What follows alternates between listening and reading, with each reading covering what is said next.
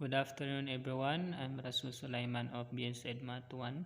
So this is the continuation of Amina Samanudin Report, Module 11.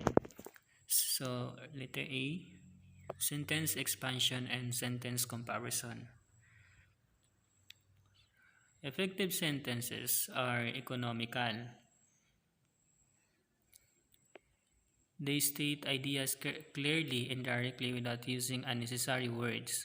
So there is a need to avoid writing padded sentences. So based on my understanding, it is the process of adding one or more words, phrases to just expand the sentence. Unneeded words creep into sentence in so many ways, such as the repetition of a word or an idea. So we have example here. Mary is the kind of leader we need. So padded sentence, as what I said, so adding one or more words to expand the sentence. So Mary is the kind of leader of the sort we need. So ayun, dinagdagan natin siya ng the sort para maging padded sentence siya. So another kind of padding comes from the repetition of that. So dito naman, parang nauulit yung word na that. Example, I believe that if I took notes, I could use them later. So ayun, the padded sentence or yung expanding sentence, I believe that if I took notes, that I could use them later. So if you observe, dalawa yung that natin. So it's a kind of padding comes from the repetition of that. So another kind of padding come from the use of unnecessary word expressions like the fact that we believe is, the reason is, in case of, and etc. So we have example here. Better example. I don't shop at restaurant because. So in padded sentence, the reason I can't shop at restaurants is that the prices of goods are quite expensive. So ayan nga, expressions like fact that we believe is, the reason is, in case of. So nagamit natin yung word na the reason is. So kumbaga she didn't shop in restaurant because the goods are quite expensive. So a basic sentence pattern may be expanded and the idea enlarged in three ways. By adding modifiers. So alam na natin to. Adding modifiers, modifying or describing object or adverb. Letter B, by compounding or coordinating. So compounding, it's coordinate or connect two sentences using a comma. Okay, for example, if you find it out, please let me know. If you find it out, then comma, please let me know. So that is what we call coordinating. Letter C, by subordinating. Subordinating, alam natin to, connect dependent and independent clause, than, ito yung ginagamit natin na than, rather than, as much as soon as, and etc. Remember, so ito yung mga kailangan natin tandaan. There are three undesirable type of expansion to avoid, namely. So number one, we have improper modification. A series of adjective or adverbs shows a weak vocabulary.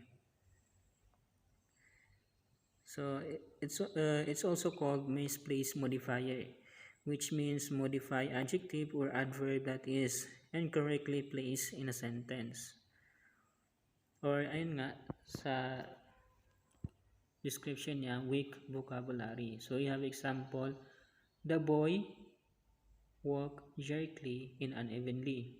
So instead na sabihin niyang the boy was limping, ginamitan niya ng weak vocabulary, jerkily and unevenly. So yan. Improper compounding.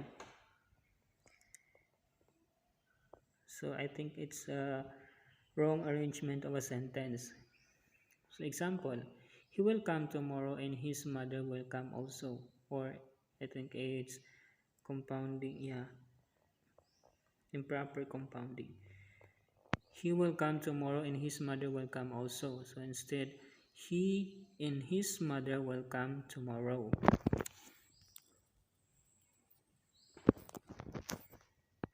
So another example. Mary went to work, John went to party, I went home. So it's improper compounding. The right compounding is like this. Mary went to work, but John went to party, and I went home. So yun yung improper compounding. Number 3, unnecessary emphasis and subordination.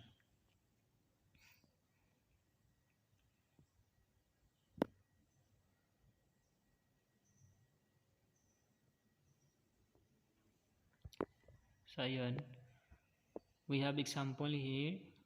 For example, Mr. Santos, who is the coach of the team, is liked by all. So, it's not emphasized well. So, instead na sabihin niyang Mr. Santos, the coach of our team, liked by all. So, mas pinahaba niya yung sentence. We have example number 2. We don't like a house that has small windows. So, instead na sabihin niyang we don't like a house with small windows, dinagdagan niya ng word na that has. Sentence connectors. The following connectors are markers indicate contrasting ideas like however, nevertheless, and yet.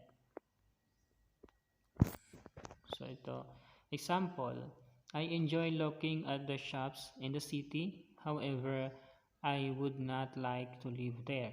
So yun, ito yung sentence indicate contrasting ideas. However, so yun yung ginamit natin na word however. So yan yung connectors na contrasting. However, the following connectors or markers indicate additional ideas. So ito naman, nagdadagdag siya ng ideas. Like, also, likewise, furthermore, and to. Example, their class will take care of the program. Also, they will attend to the invitations. So, ginamit natin yung word na also. Its connectors indicate additional ideas. So, the following connectors are marker indicates a more forceful statement of an idea. Indeed. So, yan. Example, this is a line location for business. Indeed, it is the best I have seen so far. So, yung word na indeed, it's a connector indicates more forceful and restatement of an idea. Ito, number 4. The connectors introduce clause to indicate result. A semicolon is placed after the first clause like therefore, consequently, hence, and thus.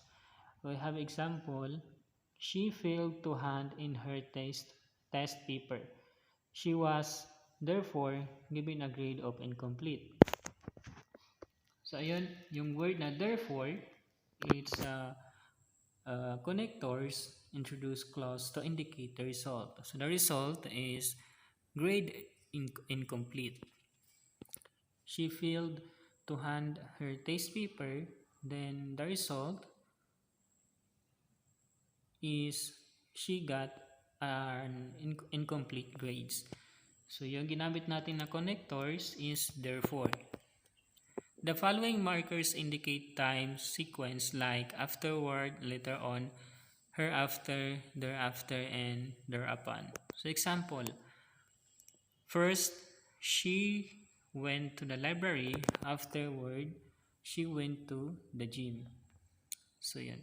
The word afterward is connectors indicate time. So so after niya sa library, she went to gym afterward. Subordinators. So, unlike coordinators, subordinators join only clauses. The following are marker of subordinate clauses.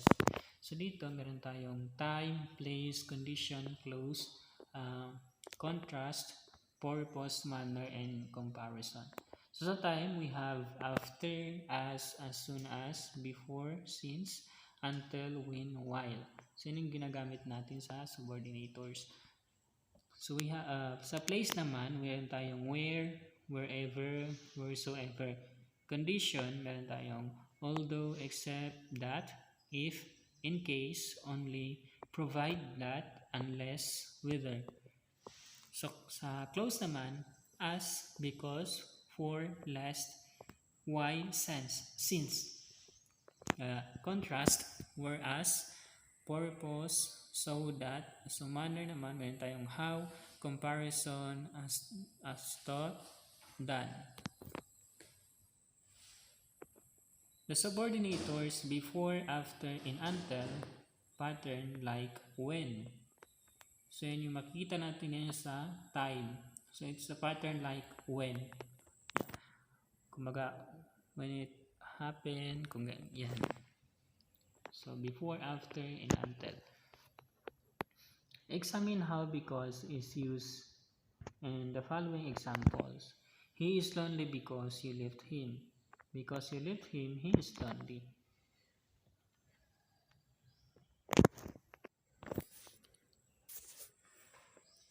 So notice the use of comma to separate because clause from the rest of the sentence in second example. So yun, he is lonely because you left him. So yun sa pangalawang example, because you left him, he is lonely. So ginamitan siya ng comma to separate the because clause from the rest of the sentence. Yan clause, he was caught in heavy traffic, the result, he arrived late. So parehas doon sa example natin, because you leave him, the result is he is lonely. Ayan. The clause, because you left him, or he is lonely because you left him. He arrived because he was caught in traffic. Because he was caught in traffic, because he was caught in heavy traffic, he arrived late. So ayun, he was caught in heavy traffic is our clause, and result, he arrived late. Substitute since for because to indicate the cause in the sentence above. Although introduce a reason not to do something. It is the opposite of because. You do things because you like to do them. You do things although you may not like to do them.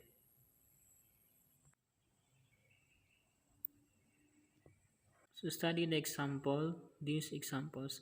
I continue working. I'm tired. I shall continue working although I'm tired. He will come early. He lives far. He will come early although he lives far. While is a subordinator, it can be used at the beginning of complete sentence to make the sentence subordinate to dependent on another sentence. The while plus sentence constructions is then called a subordinate clause, and while is called subordinator or a subordinating conjunction. The time span of the activity in the while as clause is equal to or longer than that in the main sentence. So then we have example, the lights went on while I was studying. So the word while is what we call the subordinating clause. So yung was studying is what we call subordinating conjunction or subordinator.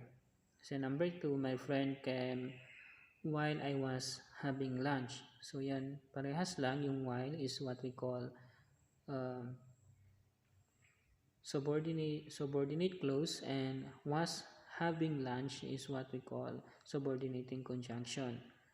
The pronoun plus be in the subordinate clause may be deleted if the subject of the sentence is the same. Subordination. Expanding a sentence by subordinations offers many variations of communicating details of information. Interestingly, compounding uses similar grammatical forms to express coordinate ideas. It is equally important to express ideas which are of unequal force. All may of us string along short sentences, tying them together with adds, ands, bats, and sus, equivalent of the vernacular tapos, which connects event being related and sequence with no attempt at determining the exact relationship between them. Note this sentence where coordinate connectives do not show that one idea is subordinate to another. So ayun, we have poor Edward is my good friend and he comes from Jakarta, but he isn't returning to Philippines next semester. And instead, he is going to Paris. So yan. Better, my good friend Edward, who comes from Jakarta, isn't returning to the Philippines next semester because he is going to Paris. So yan yung tapos. When a sentence contains two or more ideas subordinating, one focuses attention on the other, which becomes the main idea. Indeed, expanding a subordinate idea is an effect expressing an increasing degrees of emphasis. So we have 7 phrases and modifier here. First, we have adjective modifier. So I think alam natin to. So adjective modifier, it modifies the noun or pronoun. The red roofed embassy building is easily recognizable. So it modifies noun. Red roofed embassy building is our adjective modifier. Prepositional phrase is a part of sentence that consists of one preposition and the object it affects. So ito yung ginagamitan natin ng by, at, for, in, and on. Participial phrase. Words consist of participle and modifiers. So yan, may example tayo dito. Roofed with red tile, the embassy building is easily recognizable. So adjective clause, dependent clause, the modifiers, noun or pronoun.